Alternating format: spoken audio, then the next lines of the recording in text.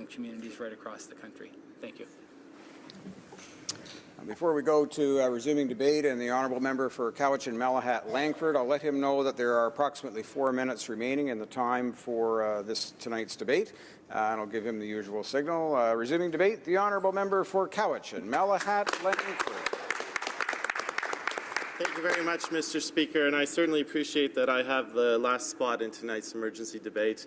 And I want to start by thanking my great friend from Vancouver East for bringing forward this debate, and for all of the Canadians, both in the galleries and across this great country who've been watching us, as well as the pages who've had to stay up with us in this late hour. Mr. Speaker, like many Canadians, I was surprised by the meteoric rise of Donald Trump as the Republican nominee and his eventual election as the President of the United States.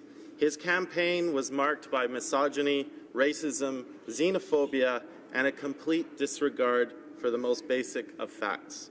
In my opinion, he represented the absolute nadir of American politics, a political manifestation of the worst kind of reactionary demagoguery not seen since 1930s Europe.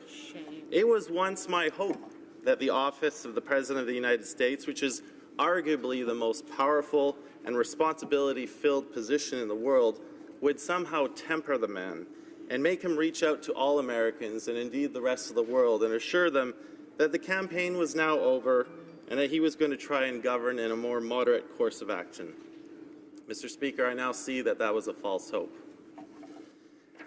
We are here tonight to bring to light the actions of our neighbors and our friends.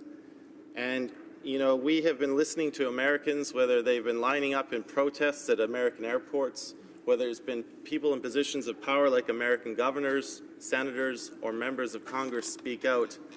These are the people in the United States who have shown the real courage to speak out when they see something's wrong.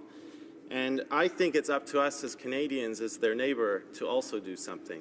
You know, one of my caucus colleagues, you know, when he was offering some commentary on the state of politics in Canada, he offered this little bit of wisdom. He said, we've got to stop talking about what we're doing, and we have to start talking more about who we represent and why we are here.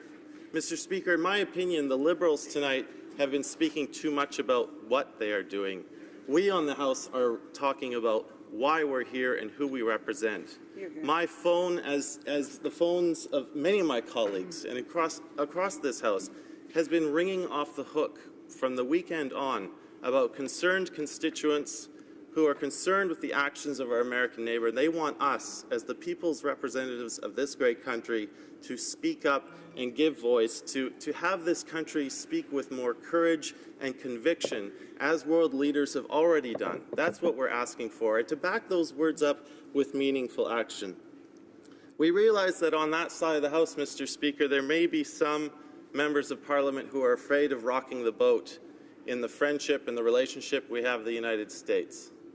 Well, that may be the case that some people are afraid of doing that, but if I can just conclude on this point, Mr. Speaker, I think the measure of a friendship is not how we act during the good times. That's not the measure of friendship.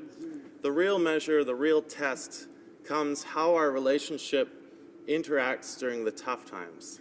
When we see a friend, a valued neighbor, going down the wrong course of action, the true measure of a friendship is when we have the courage to speak out against the wrong that we see, the dishonored people around the world who are being affected by this position that the United States President is taking.